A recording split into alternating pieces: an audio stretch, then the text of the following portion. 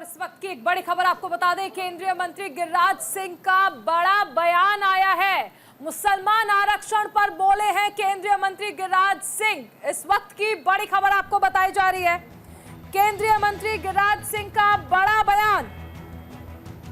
तो आरक्षण पर दोबारा विचार किया जाए, मुसलमानों को आरक्षण, हिंदुओं पर प्रहार। अगर सभी हिंदू एकजुट नहीं तो भारत पाकिस्तान बन जाएगा, ये बयान दिया है गिरिराज सिंह ने। अगर सभी हिंदू एकजुट नहीं होंगे तो ये भारत पाकिस्तान बन जाएगा। बड़ा बयान केंद्रीय मंत्री गिरिराज सिंह की तरफ से। बड़ा और अहम बयान देखिए। सबसे अहम चीज है कि चुनाव आयोग की ओर से भी ये स्पष्ट कहा गया है कि धर्म और जाति को आधार नहीं बनाना है, लेकिन उसके बावजूद हिंदू मुसलमान अभी भी चुनाव में एक प्रमुख मुद्दा बना हुआ है, जिसके आधार पर पार्टियां वोट अपील भी कर रही हैं और राजनीति भी कर रही हैं। ऐसे में केंद्रीय मंत्री गिरिराज सिंह का यह बड़ा बयान, मुसलमानों के आरक्षण पर दोबारा से विचार किया जाए। मुसलमानों को आरक्षण, हिंदुओं पर प्रहार है।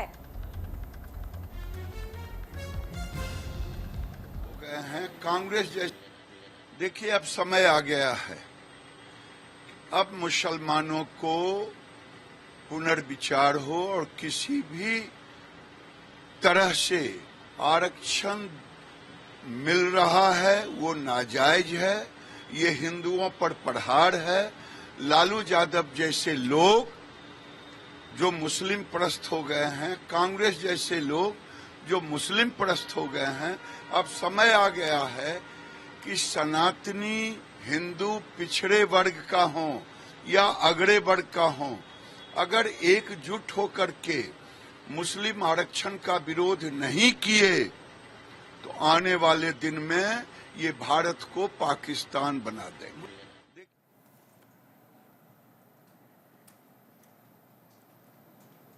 और हमारे साथ ज्यादा जानकारी के लिए एडिटर ओपीजी जुड़े हैं। ओपीजी, देखिए गिरिराज सिंह का ये जो बयान आया है, और खासकर ऐसे समय में जब चुनाव आयोग की ओर से भी ये कहा गया है कि जाति और धर्म को आधार नहीं बनाना है, ऐसे में भी देश के विकास के कई मुद्दे हैं, लेकिन बात फिर भी हिंदू मुसलमान पर हो रही है, बयान अब भी उसी पर आ रहे हैं।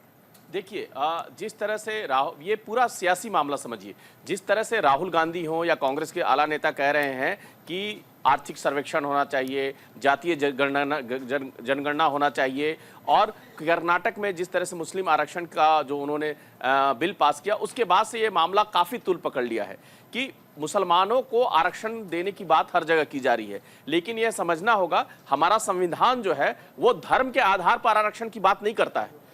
हमारा जो संविधान का जो अनुच्छेद 15(4) है, वो जाति के आधार पर पिछड़ी जातियों के लिए शैक्षणिक और आर्थिक रूप से जो पिछड़ी जातियां हैं उनके आरक्षण की बात करना। और ये बारीक बहुत ही लाइन है, इसको समझने की जरूरत है कि हम धर्म के आरक्षण की बात नहीं कर रहे, हमारा संविधान धर्म के आरक्षण की बात नहीं करता है, लेकिन जाति आधारित जो आरक्षण है उसकी बात करता है, और उसके लिए हमारे संविधान में प्रावधान है जो शैक्षणिक और आर्थिक रूप से पिछड़ा वर्ग है। और इसीलिए पहले से ही हमारे संविधान में पहले SC ST का कोटा था और बाद में OBC का भी कोटा जोड़ा गया। और OBC में SC ST में जब उनके आप जातियों की सूची देखेंगे तो उसमें कई सारी ऐसी जातियां हैं जो मुस्लिम समुदाय की हैं। आप देखिए, नॉर्थ ईस्ट में चले जाइए, नॉर्थ ईस्ट में करीब करीब 80 से 90% पॉपुलेशन जो है ST कैटेगरी में आता है, वो शेड्यूल्ड राज्य हैं। और वहां की जातियां चाहे वो किसी भी धर्म की है, क्रिश्चियन कम्युनिटी की हैं, मुस्लिम कम्युनिटी की हैं, हिंदू कम्युनिटी की हैं, वो ST कैटेगरी में आती हैं।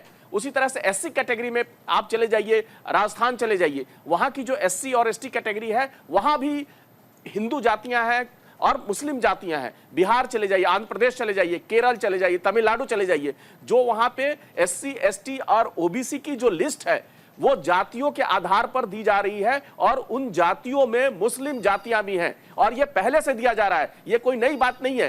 चीख हो गए, कसाई हो गए, जुलाहा हो गए, धोबी हो गए, ये सब जातियां अत्यंत पिछड़ी जातियों में है, OBC कैटेगरी में आती हैं और मुस्लिम समुदाय से होती हैं। तो जो आरक्षण हमारे यहाँ प्रावधान है वो जाति के आधार पे है, धर्म के आधार पे नहीं है। जो भी शैक्षणिक और आर्थिक रूप से पिछड़ी जातियां हैं उनके लिए पिछड़ा आयोग है, SC/ST कमीशन है वो रेकमेंड करता है, संसद से उन जातियों को सूची में शामिल किया, संसद से पास होने के बाद फिर वो उनको आरक्षण का लाभ मिलता है। लेकिन ओम प्रकाश जी, यहाँ पर ये भी हम आपसे जानना चाहेंगे, क्योंकि इलेक्शन कमीशन की तरफ से साफ कर दिया गया है कि धर्म के आधार पर, जाति के आधार पर आपको किसी भी तरह की बयानबाजी नहीं करनी है। अब गिरिराज सिंह इस तरह का बयान दे रहे हैं, तो क्या इन पर कार्रवाई बनती है? क्या हम ये माने कि कांग्रेस अगर शिकायत कर देती है इलेक्शन कमीशन से, या स्वतः संज्ञान भी लिया जा सकता है इस मामले पर? नहीं, देखिए, शिकायत करने पे अगर इसका राजनीतिकरण कर रहे हैं या चुनावी रैलियों में इस तरह की बयानबाजी हो रही है, तो निश्चित तौर पे चुनाव आयोग में जब इसकी शिकायत जाएगी तो उस पर चुनाव आयोग संज्ञान लेगा। लेकिन नॉर्मली क्या होता है कि जब रैलियों में जब प्रधानमंत्री या कोई भी बीजेपी के नेता भाषण देते हैं तो वो किसी खास जाति या समुदाय का नाम नहीं लेते हैं। वहां पे वो सामूहिक रूप से बोलते हैं कि मुसलमानों, कांग्रेस जो है वो मुसलमानों को आरक्षण देने की बात कह रही है। कांग्रेस पे आरोप लगा के प्रधानमंत्री जवाब देते हैं। हमेशा वो राहुल गांधी के बयान को आगे रखते हैं कि ओपी जी, यहाँ पर एक चीज और समझना चाहेंगे कि हम देख रहे हैं कि प्रधानमंत्री लगातार ये कह रहे हैं कि धर्म के आधार पर मुसलमानों को आरक्षण नहीं दिया जाएगा। बीजेपी लगातार कह रही है कि मुसलमानों को आरक्षण नहीं दिया जाएगा, लेकिन आंध्र प्रदेश में सहयोगी TDP तो ये कह रही है कि 4% जो आरक्षण है मुसलमानों का वो खत्म नहीं होने दिया जाएगा, हम उसे कंटिन्यू रखेंगे। अब एक पार्टी और गठबंधन पार्टी की अगर हम देखें तो दो विचारधारा कैसे जनता के सामने पेश करेंगे? देखिए, ये आप समझिए कि जो आंध्र प्रदेश में, केरल में, तमिलनाडु में या फिर कर्नाटक में जो आरक्षण की व्यवस्था है वो सभी मुसलमानों के लिए नहीं है।